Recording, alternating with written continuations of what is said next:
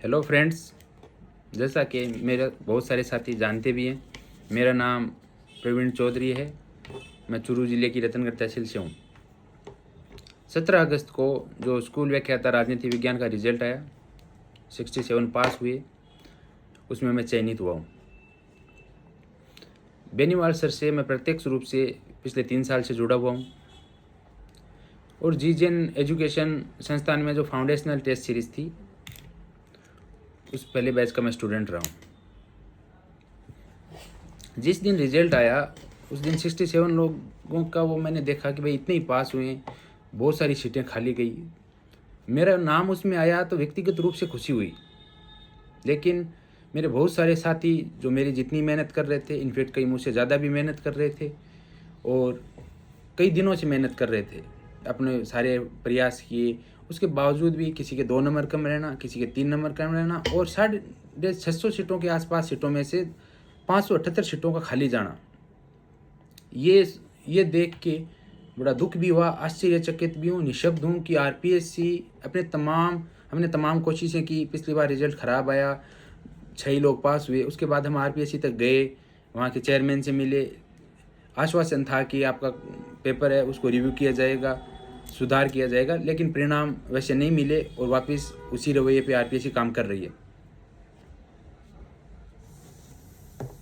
ये वीडियो मेरे बारे में ज़्यादा नहीं होकर आप सबसे संवाद है कि जो बेनीवाल सर जीजेन एजुकेशन से प्रत्यक्ष रूप से जुड़े हैं या जो जुड़ेंगे भविष्य की स्कूल व्याख्याता की आने वाली भर्ती में तैयारी के लिए, अभी जिस हिसाब का सिनेरियो है उसको देख के मुझे, क्योंकि मैं साइंस का स्टूडेंट भी हूँ और कुछ चीज़ें वहाँ से रिलेट भी करता हूँ, इसलिए मुझे थॉमस एडिसन की एक लाइन याद आती है कि our greatest weakness lies in the giving up.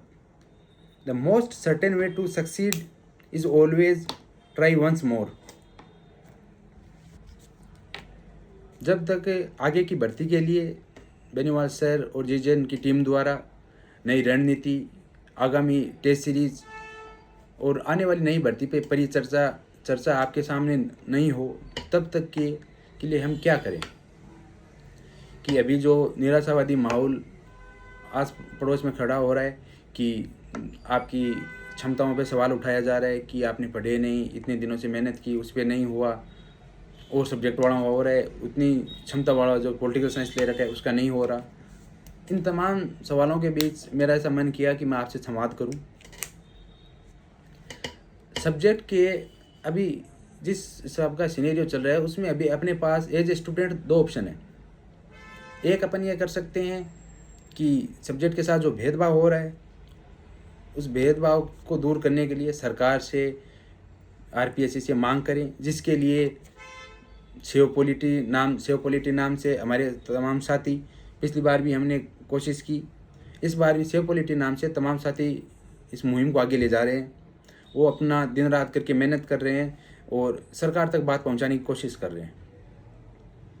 ये बहुत ज़रूरी है और लोकतंत्र में अपनी बात रखने का सबसे बड़ा माध्यम है संख्या बल। तो मेरा ऐसा मानना है कि आप ज़्यादा से ज़्यादा, सेव पॉलिटी नाम से ग्रुप भी है और उस मुहिम में आप दूर बैठे हैं तो ऑनलाइन रूप से सपोर्ट करें। जयपुर के आसपास या जिला स्तर पर कहीं हैं तो प्रत्यक्ष रूप से आप से जितना बन सके आप उसको सफल बनाने में अपना योगदान दें, क्योंकि वो आपके हक की लड़ाई है। हक हमेशा बिना मांगे नहीं मिलता, उसके लिए आपको खड़ा होना पड़ेगा, आपको अपनी आवाज़ उठानी पड़ेगी और बताना पड़ेगा कि हमारे साथ केवल इस वजह से कि हमने पॉलिटिकल साइंस चूज किया है हमारा सिलेक्शन 2 साल लेट हो रहा है, किसी का 1 साल लेट हो रहा है। तो ये एक विद्यार्थी के नाते और इस बेरोजगारी के दौर में, इस कंपटीशन के दौर में विद्यार्थी के लिए बहुत बड़ी चुनौती है। और ये इतने लोग पास होना कहीं ना कहीं कि उस एक विद्यार्थी पर सवाल नहीं है, ये सवाल पूरे राजस्थान की एजुकेशन सिस्टम पे है कि क्या राजस्थान की यूनिवर्सिटीज़ में, क्या राजस्थान के स्कूलों में वो इतना नहीं पढ़ा पा रहे, या उनके किताबों में इतना ही मैटर नहीं है कि कोई लड़का उसे पढ़ के जो स्कूल लेक्चर की एग्ज़ाम है जो 12th स्तर के बच्चों को पढ़ाने के लिए होती है उतना ही क्वालिफाई नहीं कर पा रहा। इसमें बच्चे की क्षमता और बच्चे की तैयारी, उसमें कमी नहीं है, दोष है उसके आरपीएससी के पेपर बनाने में। कि आप जो स्तर आपने ब्लूप्रिंट में दे रखा है उसके अकॉर्डिंग बना रहे हो या नहीं बना रहे। पिछली बार केवल पॉलिटिकल साइंस में हुआ, इस बार जो हमने पिछली बार हुआ हमने विरोध किया, लोगों ने ध्यान नहीं दिया, इस बार वो सब सब्जेक्ट में हो रहा है। तो ऐसा उनके संज्ञान में भी आया और आज जैसी मुझे सूचना मिली उस अकॉर्डिंग आरपीएससी इस पे काम भी कर रही है और उन्होंने कमेटी गठित करने की ऐसी सूचना है कि इस पे काम कर रही है कि हम सुधार क्या कर सकते हैं। ये हुआ अपना पहला ऑप्शन जो अभी अपन कर रहे हैं। सब्जेक्ट के साथ साथ अपने व्यक्तिगत स्तर पे क्या करें, ये अपना दूसरा काम है कि अपनी कितनी गलतियां रही, कहीं ना कहीं 2 क्वेश्चन कम पड़े, 4 क्वेश्चन कम पड़े और अपन देख रहे हैं कि अपनी सिली मिस्टेक 5 या 6 क्वेश्चन की हो रही है, तो मतलब अपन फिर भी निकल सकते थे। कहीं सिली मिस्टेक हो रही हैं, लास्ट टाइम में रिवीजन में थोड़ा रह जाता है, कुछ टॉपिक की जो पिछली बार स्कूल लेक्चर में नहीं थे, एपी में थे, लेकिन फिर स्कूल लेक्चर में जोड़े जस्ट पिछली भर्ती में, तो फिर वो टॉपिक इतने कम टाइम में उतने अच्छे से तैयार नहीं हो पाए। इस वजह से उन टॉपिकों में भी एक्यूरेसी कम गई है।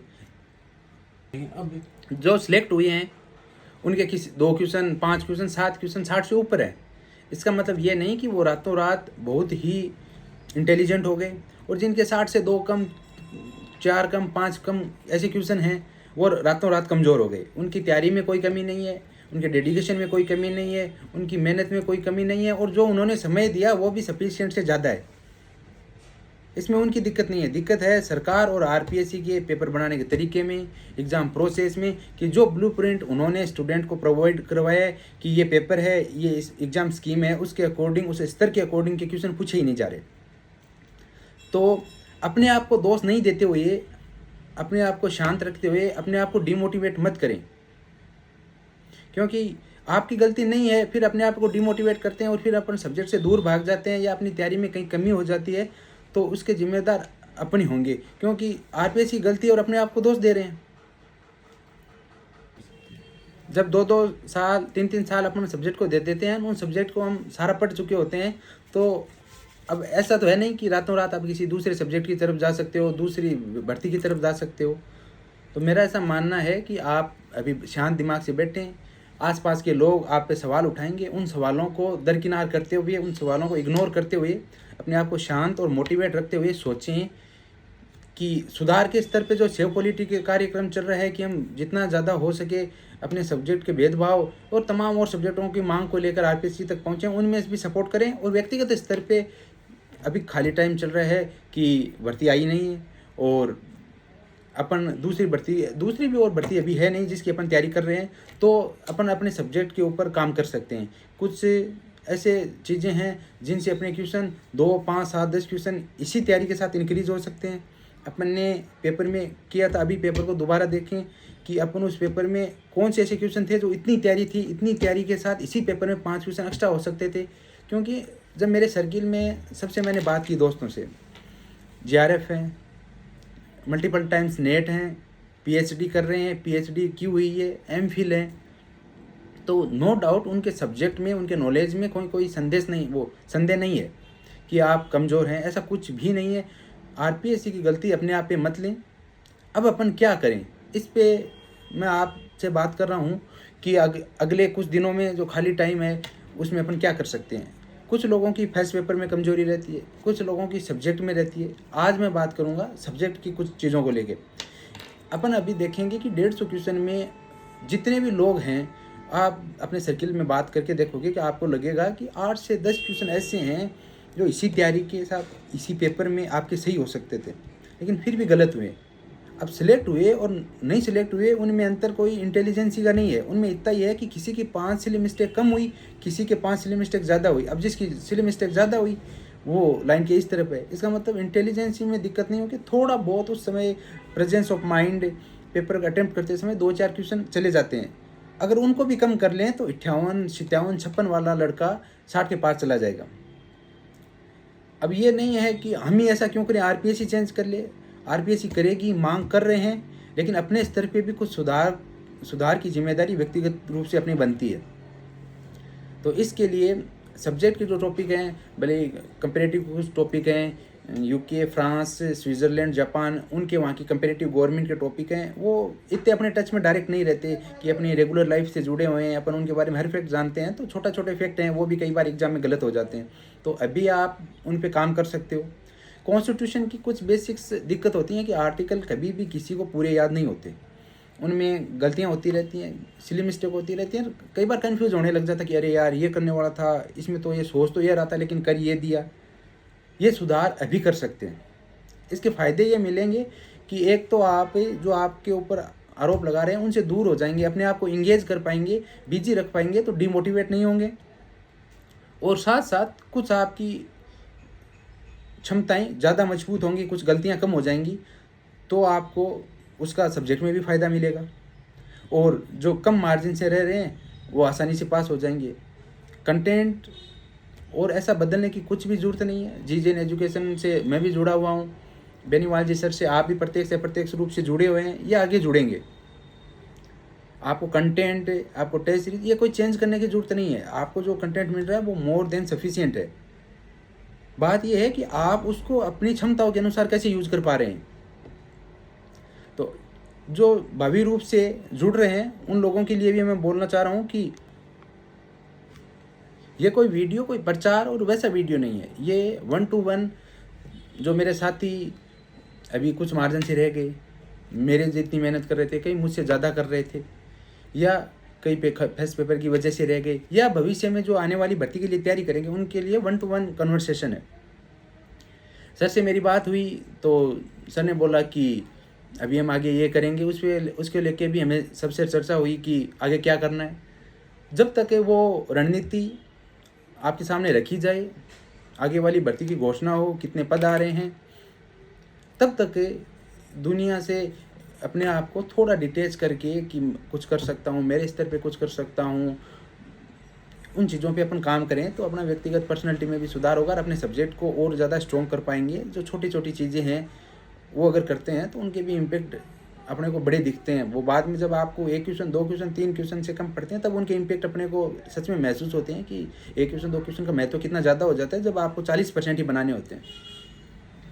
तो मेरा ऐसा आपसे रिक्वेस्ट है, छोटे भाइयों से, बड़े भाइयों से, कि अपने आप को किसी के बहकावे में मत लाएं कि ये नहीं पढ़ने वाले हैं। लोग बोलेंगे, समाज का काम है, समाज जब तक आप सक्सेस नहीं होते हो तब आपके ऊपर अंगुली उठाता है, और जब आप सक्सेस हो जाते हो तो ताली बजाता है। तो आप उसकी अंगुलियों और उठाने और उसकी ताली बजाने दोनों से प्रभावित बिना हुए, केवल खुद के बारे में सोचते हुए कि मैं क्या कर सकता हूँ, अपने सब्जेक्ट पे थोड़ा काम, जो कमज़ोरियाँ, क्योंकि मुझसे ज़्यादा आपको पता है कि आपकी कहाँ गलती रही है, और कईयों का नॉलेज तो मुझसे बेहतर भी है।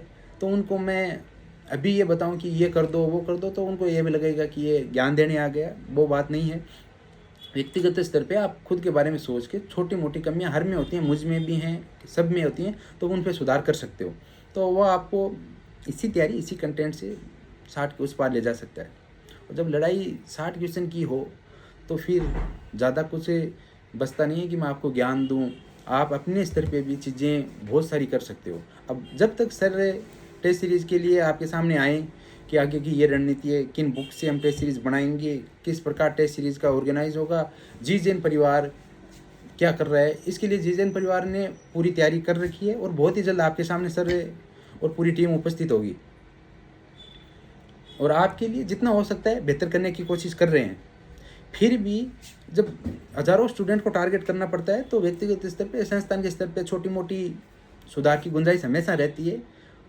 अगर आपके पॉजिटिव उसमें सुझाव हैं तो वो हमेशा सकारात्मक रूप से ग्रहण किए जाएंगे।